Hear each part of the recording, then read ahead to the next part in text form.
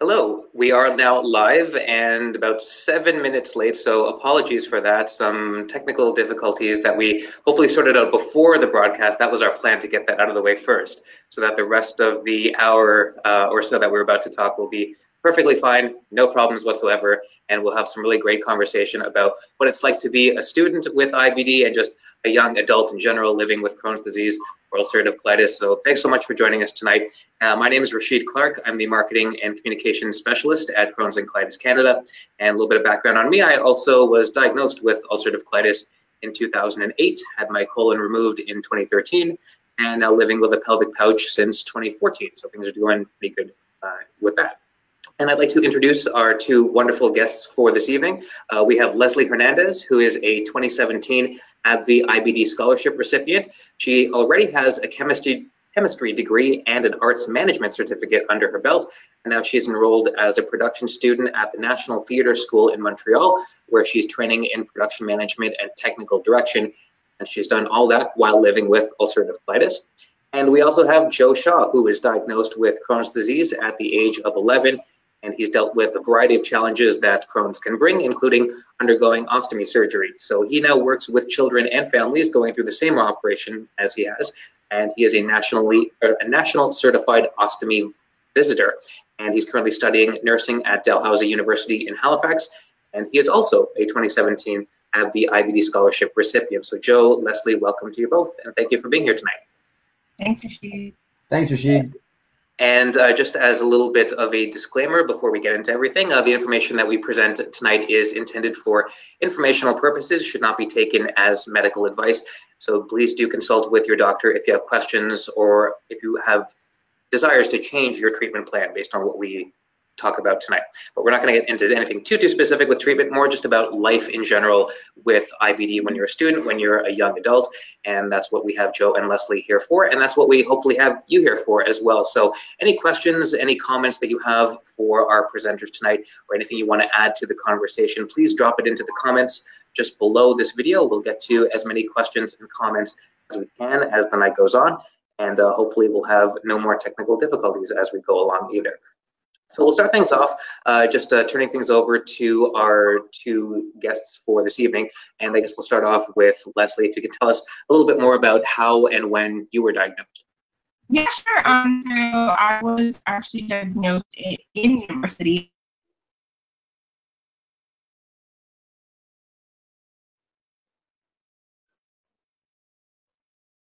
Apologies, we're having a few little technical difficulties here. Let me see if we can get Leslie back in.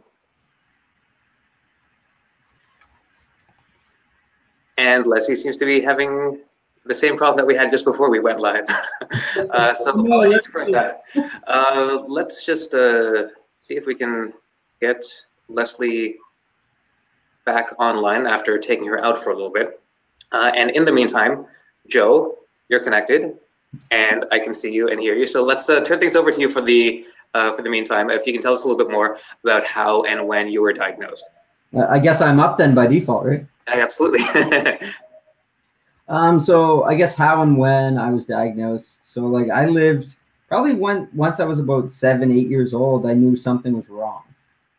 I didn't know what, my parents didn't know what. I went to so many doctors and then like specialty with pediatricians. And then finally I had a scope done when I was 11 years old, and that revealed Crohn's. So it was kind of, I looked at it as like a blessing because we finally knew what was going on, right? And then we could, me and the healthcare team and my parents, we all, formulated a game plan to, overcome this and, live with it and, still live your best life, right?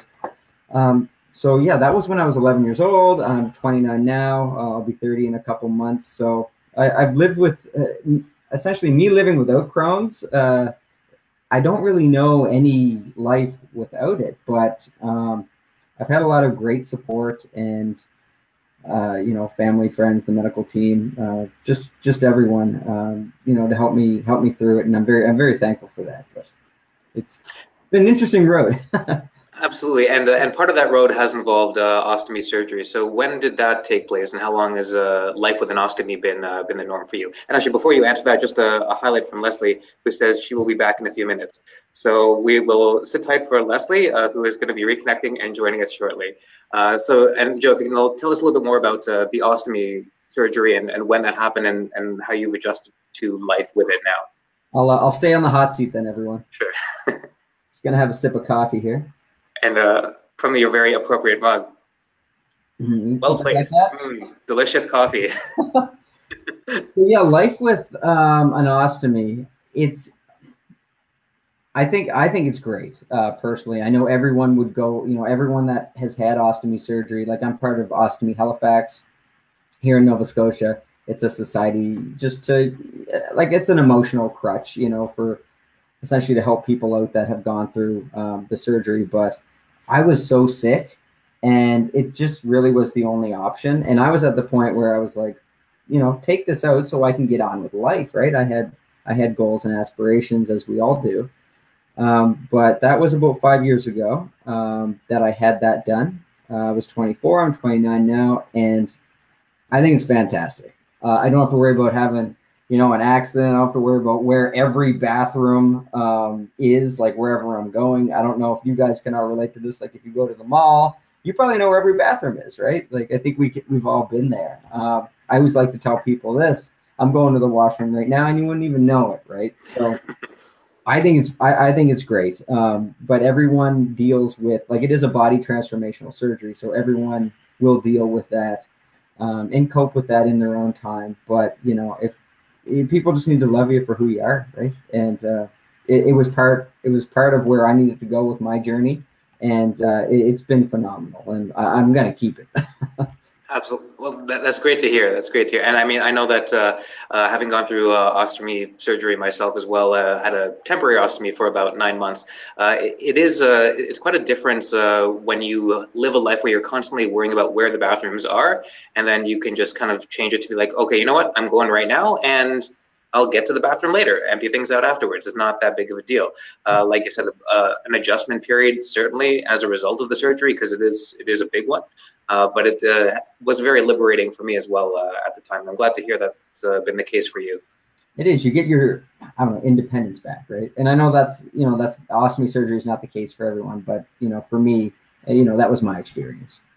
And I know for me, back when I was in university, this was pre-surgery. I was diagnosed in my second year at university, and I remember again knowing where all the bathrooms were. And I think my biggest concern when I was going to school in the midst of flare-ups was just finding the time to get to those bathrooms. And I was going essentially once an hour, kind of at the top of the hour too. I had, for some reason, my body clock had worked things out that way. So I would make sure that between classes or when we had breaks in classes, I would go use the bathroom, get right back into class, and then kind of pick things up and go from there. Probably went to school maybe on days where I really shouldn't have gone to school.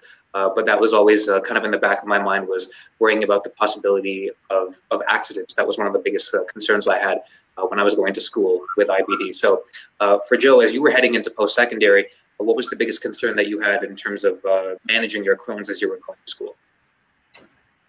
The biggest concern I had, I'm from Truro here in Nova Scotia, so about an hour away from Halifax. But I decided to uproot and go to Memorial University in Newfoundland. So my whole healthcare team and everything I was familiar with was in Nova Scotia. So kind of the biggest worry for me was, who's going to be my new healthcare team: doctor, nurse practitioner, nurses, dietitians, just the whole shebang that comes with Crohn's and colitis.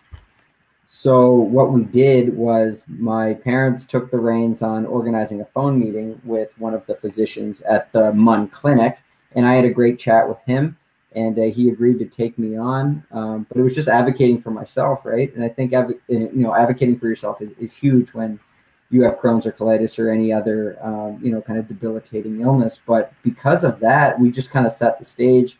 I didn't have any anxiety going to a new province with a new healthcare system and a new physician, because I already had kind of laid that groundwork. So that helped tremendously, because we all know stress can trigger Crohn's or colitis attack. So just, that little phone call and that little 5-10 minute meeting on the phone, that really made a big difference. I think it's good that you took that proactive approach to kind of sort things out before you actually made the move over there. And just because I felt like highlighting this particular comment from Cindy Grant, because she's from Newfoundland. So Cindy, hi, and thank you for joining us from Newfoundland. Hope things are going well out on the rock. And a reminder for everyone, if you have questions, comments tonight throughout the broadcast, please drop them into the comments. We'll highlight as many as we can as we go through the night. If you have questions about what it's like to be a student with IBD or just a young adult living with IBD, and tell us about your experiences, any concerns that you had when you were going to school with Crohn's or colitis, any problems that you ran into in terms of dealing with your schoolwork, your assignments, possibly exams, any experiences that you've had, just type in the comment and we'll get to as many of them as we can as the night goes on. And just a reminder that we did not lose Leslie Hernandez. She's still working on her technical difficulties, and again, at last check, she will be back in a few minutes. So we'll stand by for Leslie, but Joe and I, we will carry on in the meantime. So I guess a question for Joe. That was great, Rashid, and I agree with you. If anyone has any comments or statements, put them up there, and Rashid and I and Leslie eventually we'll get to your questions. We'd love to answer them. Absolutely, that's what we're here for. And so, not to get into too many dramatics, but if you could tell us, Joe, about a time in school where Crohn's maybe got the upper hand and got the better of you while you were a student. So when I was at MUN, it was a rough go. I think it wasn't so much the school, but it was Leslie's just. Back, by the way. Hey, Leslie. I moved location. I ran to my school where there is better Wi-Fi. Are you serious? Okay. There you go. There you go. Did you want me to continue, Rashid? Yeah, Joe, keep going. I'm very sorry. Welcome back. Hey. That's okay. I just wanted to make sure that Leslie could get back into the conversation, and also just proof of her commitment to this broadcast and to the cause that she actually just ran to school to get to better Wi-Fi. So Leslie, thank you for that, and welcome back. And we'll pick up with Joe again, just going over a time where Crohn's disease maybe got the better of him while he was at university. Stay hydrated there, Leslie. That's important. Always. Always. Yeah. So when I was doing my or attempting to do my undergrad at MUN, I think it was just kind of the timing, because I know most of us know, like, you can get a big flare with Crohn's and colitis kind of in your early 20s, which is kind of too bad. But that's just when it kind of came up with me, right in the middle of my education. And I remember I just laid in my residence little cubicle of a room in my bed, and thank God, with the friends and bonds and everything that I made there, because they catered to me hand and foot. It was fantastic. But I had to actually withdraw from the program I was taking. It just got too bad. So then I came home, had to reassess, and then went back to school at the one of the NSCC campuses here in Nova Scotia. I did the International Business Program. That was great. And then the summer of that program, when it ended, I had a big flare. We did the surgery, and I healed, and I was able to get back to school in the fall. So I didn't actually have to miss any time, but those two were, both were bad, but I was able to overcome both of them. And it's just kind of part of growing through this disease. It's very unfortunate, but those were kind of the two big times where kind of the disease kind of kicked my butt a little bit, right? Fair enough. And Leslie, now that you're back and connected, we'll just go back a little bit through some of our questions. And again, inviting everyone who's joining us tonight to tell us a little bit more about themselves. And so Leslie, now that you're back, if you can tell us a little bit more about how and when you were diagnosed with UC. Yeah, so I was actually in university when I got diagnosed. I was in my second year of my undergrad in chemistry at the University of Windsor. And I was about 19 or 20 at the time when I started having flare-ups, which at the time I didn't know you could get flare-ups because it was just so bad. I had frequent bathroom visits every day for 2 months. And people were like, oh, you get flare-ups, right? Every now and then I'm like, oh, I've had this one big flare. And I'm like, I didn't know it came and went.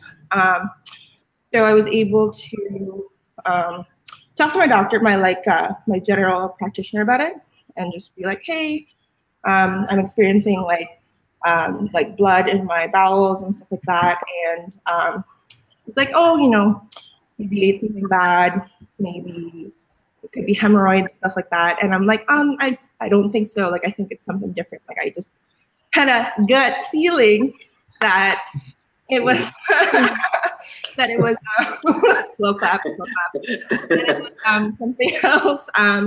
But it was going to be a wait quite a bit. I was living in Windsor at the time for a referral to a GI, a gastroenterologist.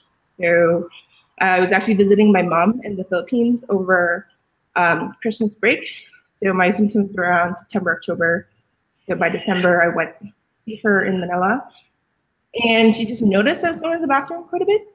So she kind of got worried and asked me about it because I didn't say anything because, it's not the most glamorous thing to talk about. And as soon as she found out, she rushed me to the hospital. And I got a colonoscopy the day after Christmas. And they're like, you'll have ulcerative colitis. And they didn't give me treatment at the time since I wasn't a resident of the country. So I came back to Windsor in Ontario, and and then when I saw the GI finally in April, 4 months later, that's when I got another colonoscopy, and I was referred to my first medication. Okay. So you were in university when you were diagnosed, again, kind of same as me, and as a result of that, did you start to feel any concerns about how the diagnosis would affect your ability to carry on your studies, or even beyond your studies, how it would affect your life after university? Yeah, for sure, definitely. Especially having such a busy schedule and being expected to keep up with your work. Even in university, you're not necessarily required to attend all of your lectures and stuff like that. Nobody checks your attendance, but it's the onus is on you to attend your classes and to keep up with the work. So I found myself either leaving class frequently or not even being able to go to my classes at all. So that was hard, but not too many people noticed or called me out on it because it wasn't a required attendance thing. So it was harder for me to catch up on the work, and it was harder for me to explain to people that I wasn't just being lazy and I wasn't just sleeping in, that there was actually something wrong and I wasn't sure what it was. It definitely affected my second and third year of university before I got the proper help, but I was able to start opening up to people about it once I had a diagnosis, once I heard there was a community that actually has the disease and talks about it, and from there I was able to seek disability services from my university once I found out that was available, to get more time to write my exams. I would get time and a half to write it. I would get an isolated room that when I did have to go to the bathroom, I wasn't interrupting people or such. So, eventually I found the help throughout university, so I was able to graduate on time. Perfect. And just so you know, Leslie, you're not the only one who appreciated, or we're not the only ones who appreciated the pun. So thank you so much for the gut instinct comment from a little bit earlier on today. Very well done. And thanks to Aaron for enjoying that. And thanks to everyone again for joining us tonight. So if you have any questions, comments about being a student with IBD, please drop them in and we'll get to them as the night goes on. And so, all three of us have dealt with having the disease while going to school. And I know for me, again, bathroom trips was obviously a big concern. And one thing that I always kept with me was extra underwear and extra clothing. And there were a number of times, in fact, where I actually had to rely on that extra underwear because I did have accidents when I couldn't quite make it to a bathroom in time. And so having that backup was certainly helpful because I was a real keener and I still wanted to go to all my classes, even though I probably wasn't in the best shape to do so. And so I'll throw this question over to Joe first. What are some items that you would always carry with you to prepare yourself for some maybe unexpected symptoms? Rashid, I like yourself had the, I don't know if you had a little, I call it a little travel pack. So in there would be a couple rolls of toilet paper, full set of clothes and lots of undies. And that would always be like, I would always take that if like I put it in my car, if I was going anywhere, like a trip to the city, go camping, wherever, I took that. And I've kind of adopted that into like my new life with an ostomy. Do I have to worry about like the toilet paper so much and the new change of clothes?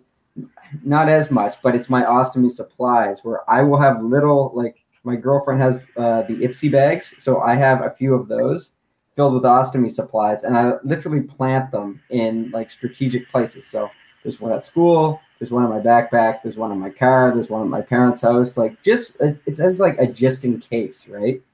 Because you just never know. And it kind of comes back to, you know, having the bag with, you know, your go-to supplies like your toilet paper, your undies, your change of clothes, because sometimes Crohn's does get the best of you, which is too bad, but we have to power through, right? So I don't know, I always felt better having that. I felt more secure and less anxious, and I guess you know, stress goes down because of that. Absolutely. I mean, you know, as try as we might to get the upper hand on the disease, you know, accidents and other symptoms can come up. So I think being prepared for it can help mitigate those bad times when they do come up. And from a venom, extra underwear, toilet paper, and Lysol wipes, key to keep on hand. So some good advice there as well. And so for Leslie, anything in particular that you keep with you, or anything that you do to mitigate the possible problems that may come up as a result of UC, either bathroom related or otherwise? Yeah, for sure. I definitely also have Ipsy bags everywhere. Not spawns.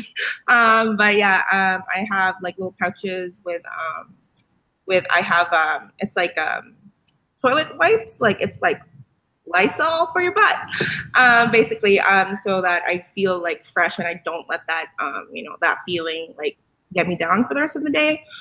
Because as many people with IBD know, like when you go to the washroom often, like toilet paper isn't the best feeling for the whole day. So it's just nice to feel fresh and like ready to go for the rest of the day. I also have spare underwear in that pouch as well, as well as like, you know, other little things that I may need to help with like any like self-esteem issues. Like I'm already having a bad day, I have like Tight to Go, stuff like that. So definitely just little things that are, you know, just in case. And most people already have similar items. So just adding like the extra little things like toilet wipes and extra underwear, sometimes 2 pairs, because you never know, is just a good thing to have for sure. Okay. And I think Leslie did mention this a little bit earlier when you were talking about finding a group of, you know, supportive people who understood what it was like to have the disease, and that was certainly a benefit in coming to terms with the disease. And I bring that up because I got a comment here from Mel, and sorry, this is the big comment, kind of overriding all of this, but that's okay. And this is from Vanessa, who has hacked into her sister's account. But Vanessa was diagnosed with unspecified IBD when she was 15, turning 17 next week in her senior year of high school. First flare was very difficult to deal with, hated missing school as I loved learning and participating in classes. It's still hard to deal with the burden IBD has put on my life, and it's frustrated me that it's my own body attacking me. I tried so hard to nourish it properly. Something I think we can all relate to. And so how do you come to terms with the diagnosis? Kind of a loaded question, but I think very important for anyone who's dealing with IBD at any age, but especially, you know, when you're young and it's taking a toll on your life at a time where you're supposed to be in pretty good shape. You know, I mean, people don't typically associate diseases of this nature with the young. So I'll throw it to Joe first. How did you come to terms with your Crohn's diagnosis? Because you were diagnosed at a very young age yourself. I was being diagnosed at 11 and coming to terms with it. I mean, at that age, I was kind of confused by it, but also I knew that, okay, we know what's going on now, so we can get a game plan in place. I mean, it was still very hard. And Vanessa, you know, I'm sorry you're going through this, and kind of the unknown can be scary sometimes, but I find I never liked to talk about it when I was younger, ever. I would tell my parents, don't tell anyone. Like, for the love of God, don't tell anyone.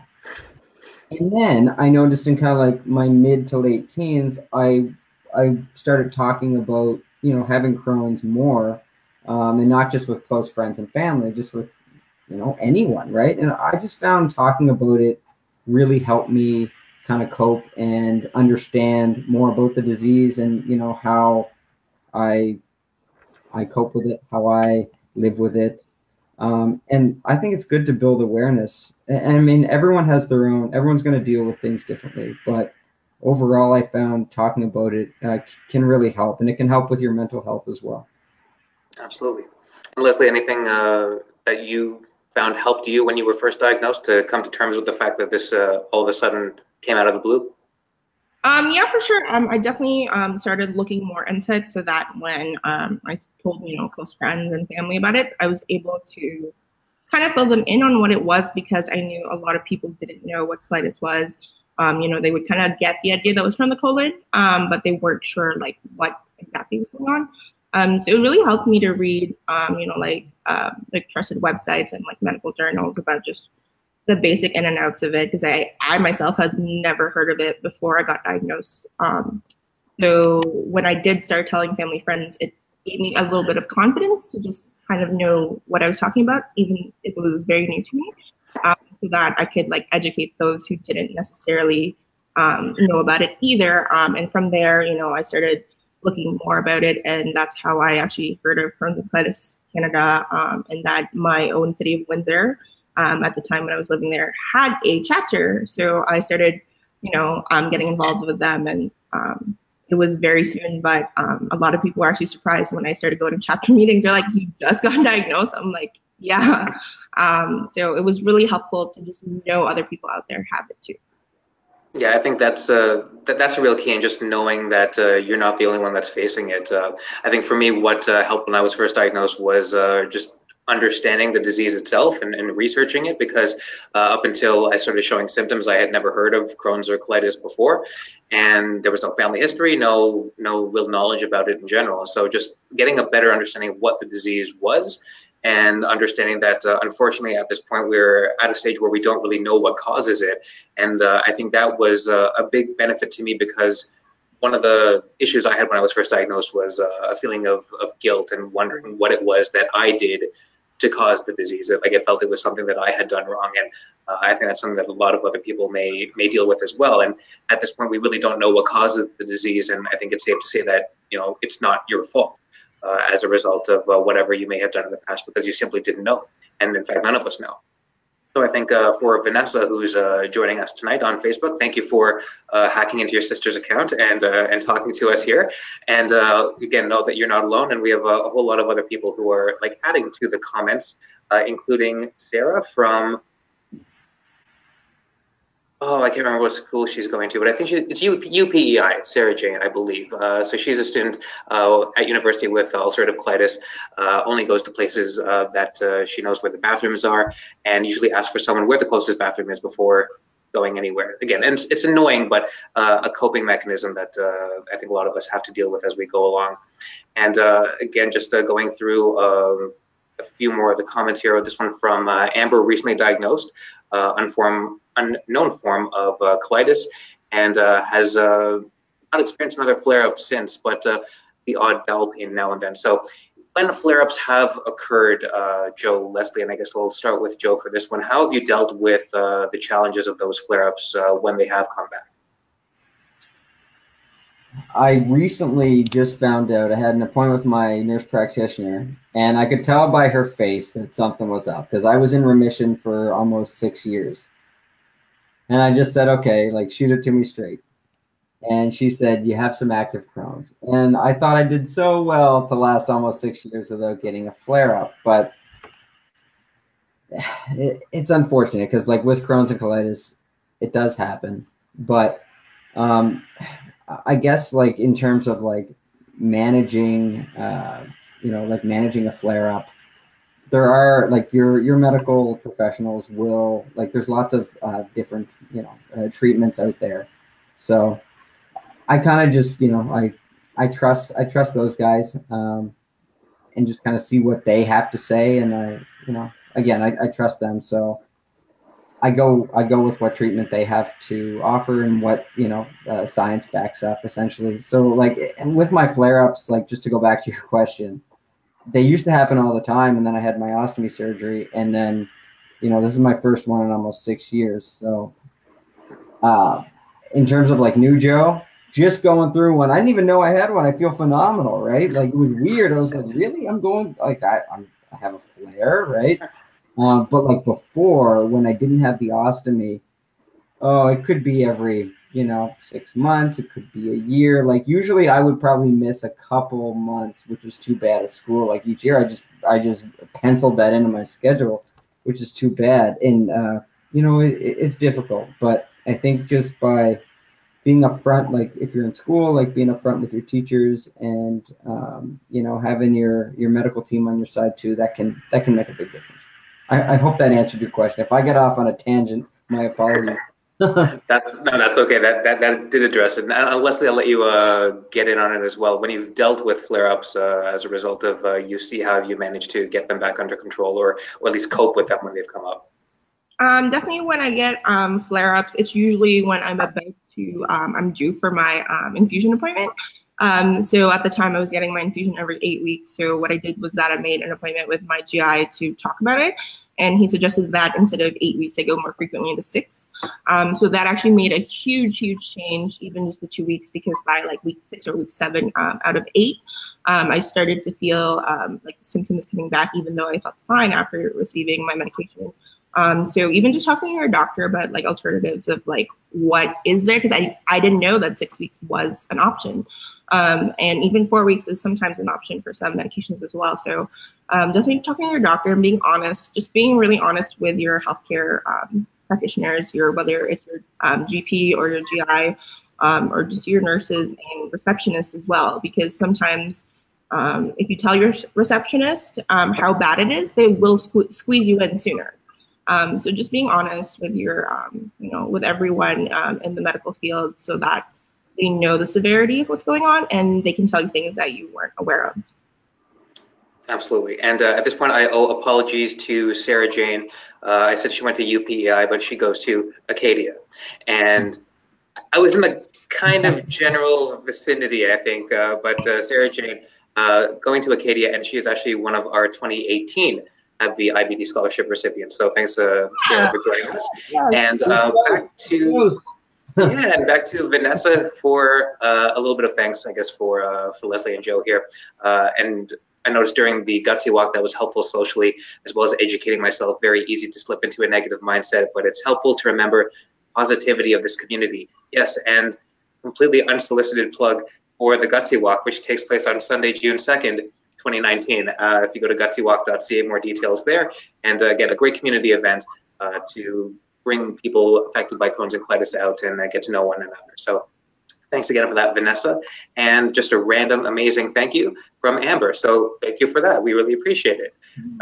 Good comments. And again, any experiences that you've had or questions that you may have for Joe and Leslie, please drop them into the comments and we'll get to them as we go along.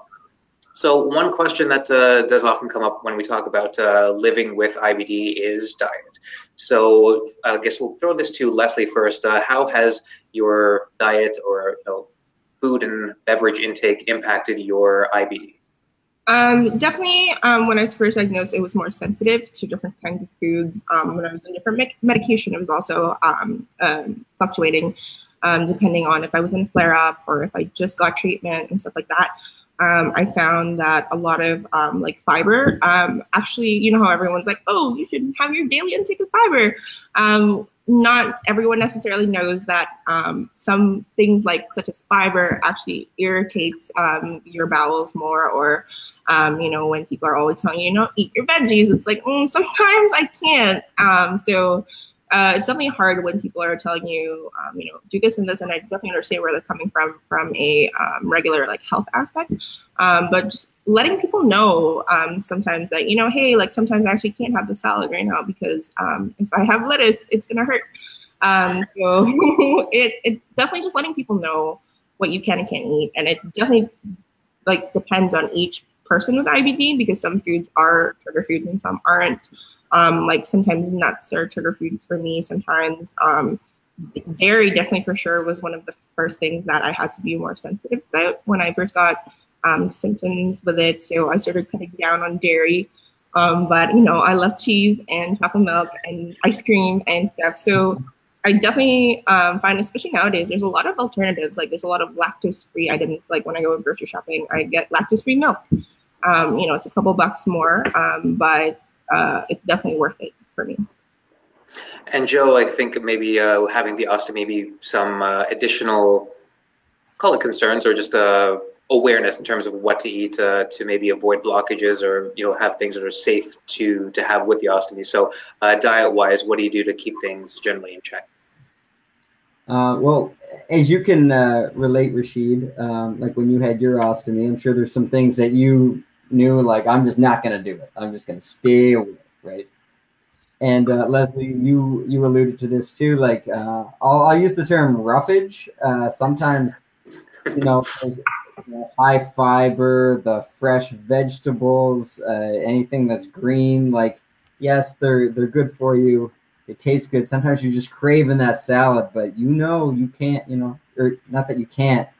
You shouldn't have it, or you're going to be chewing for hours just to get everything down. And like with an ostomy, I'm not sure if anyone has an ostomy that's listening right now, but like I've had a couple blockages before, and one time in particular, one was just a complete fluke, but the other one, it was a tomato, corn, and mushroom kind of plug. So I just stay away from that now, especially corn. Like anyone out there, like I don't think anyone really can digest corn properly, IBD or not.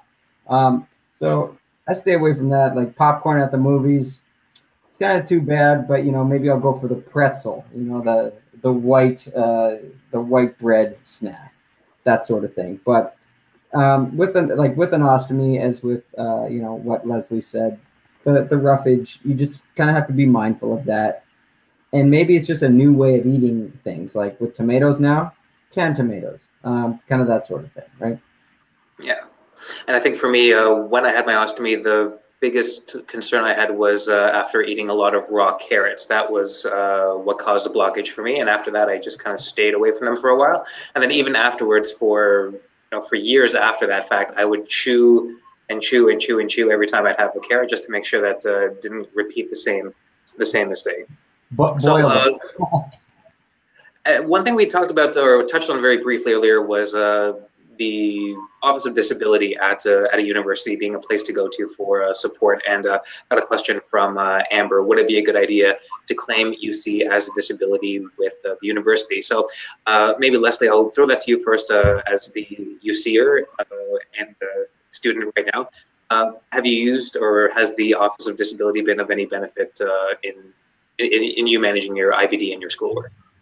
Yes, absolutely. I think that was probably one of the first things I started telling like other students about. I definitely remember finding out that disability service. I knew about disability services when I joined, when I started university. Like during Welcome Week stuff, they would tell you about what services were offered, but I always thought that disability services was for more physical and more visible disabilities, and I never actually thought of UC being something that I could, claim at school. But I talked to my GP about it and my GI, and they both agreed that I should at least try. So I went to the Office of Disabilities at my school, just made an appointment with an advisor, discussed the problem, and I didn't even know what like services they offered, but I knew that if I talked to them about it, they would be able to offer things. Like I didn't know I could get extra time for the test, or I didn't know that I could get like a private room so that I wouldn't feel embarrassed leaving during an exam.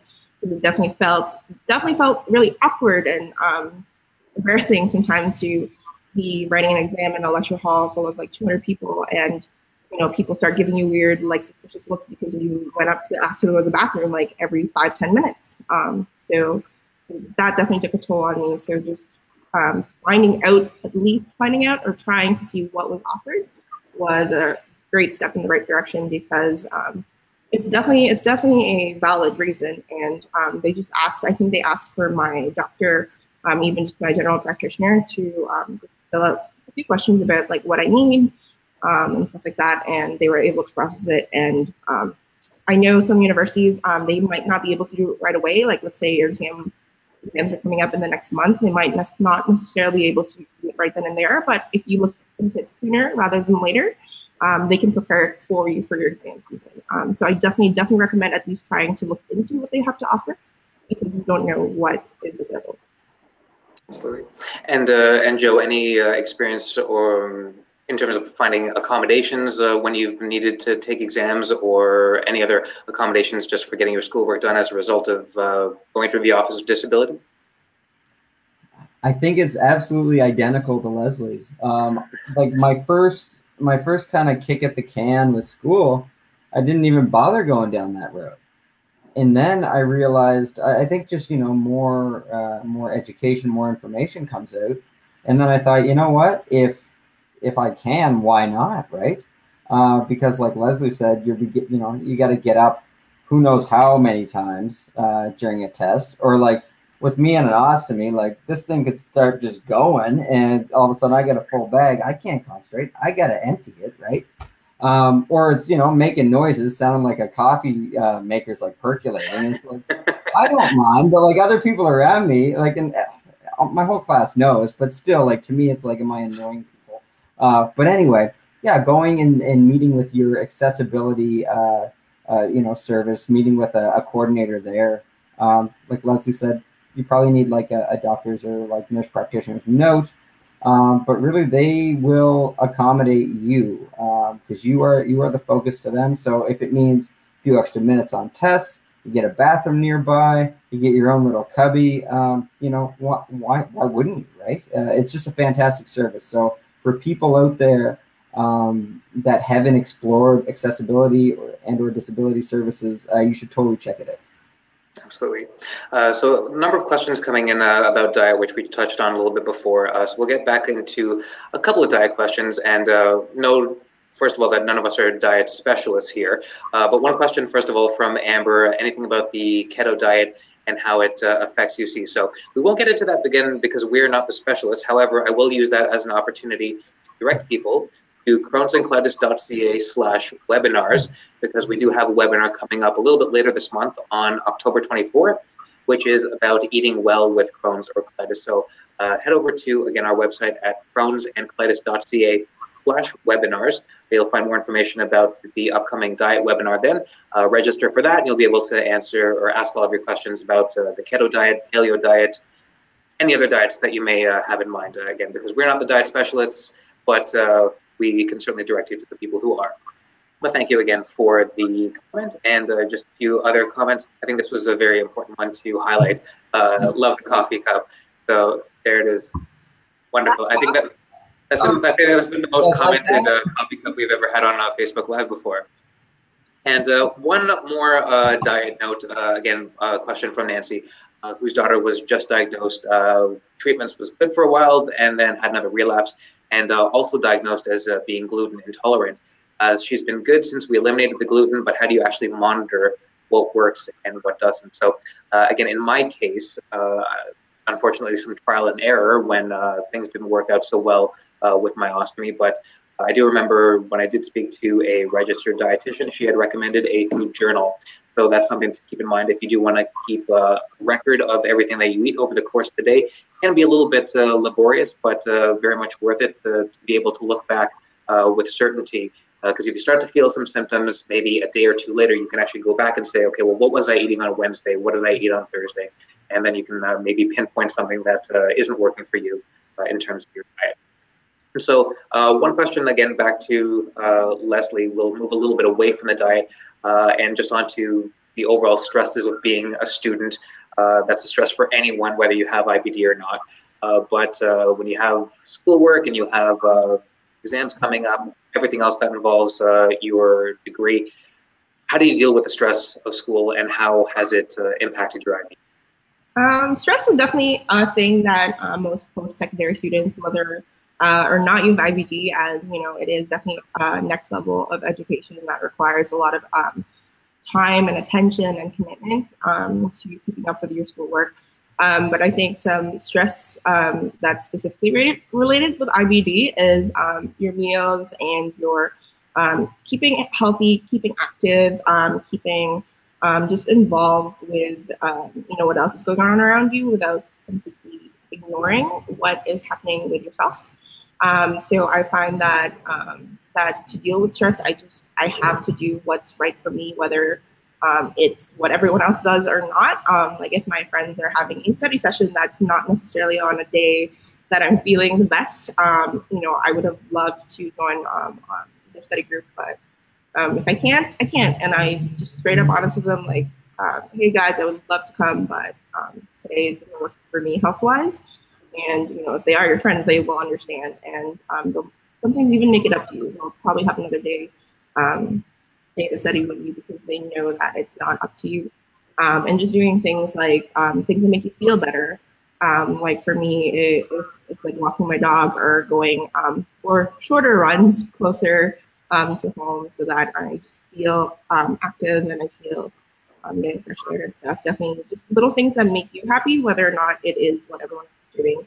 I think that's a temptation, especially with secondary, where everyone feels that they have to be doing what everyone else is doing because that's what you're supposed to do. I think just not giving into that temptation of doing what you want to do, making the meals that you want to eat, and just preparing ahead so that you, let's say, you have to take a day off today.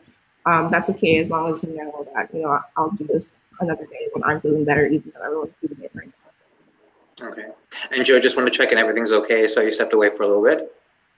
I'm good now. Yep. Okay. Very cool. Beauty of Facebook Live, those kind of things can happen from time to time. But I will throw the question back to you now that you have rejoined us in terms of dealing with stress in the midst of your program. How has stress had an impact on your IBD, and how do you mitigate the stress that's kind of inevitable when you're a student? Oh, where to begin? Take your time. Yeah, not so much time because we have about 5 minutes left in our event for tonight. Yeah, dealing with, I mean, like we all deal with stress, and then having, your Crohn's and colitis on top of that too, because we all know stress is it can be such a huge trigger, and it can be the littlest thing. So dealing with stress, I think like you have to find that balance between school and, you and social. Those are things that kind of my first run around at university and post-secondary, I found very difficult. It would either be all of one or all of the other. But I think you just really need to be mindful of your mental health and, doing things, that make you happy, like, socializing, hanging out with friends, that sort of thing. You have to do your studies too, but like, don't, I'm not going to tell you how to study and do your work, but like to dedicate just all your time to your schoolwork, like you're going to drive yourself, insane, which is going to lead to more stress. So when you feel yourself getting stressed, I feel it's very important to take a step back and do something outside of that, clear your head, maybe take the night off, get back at it the next day. Again, everyone has their own study habits, but just remember self-care.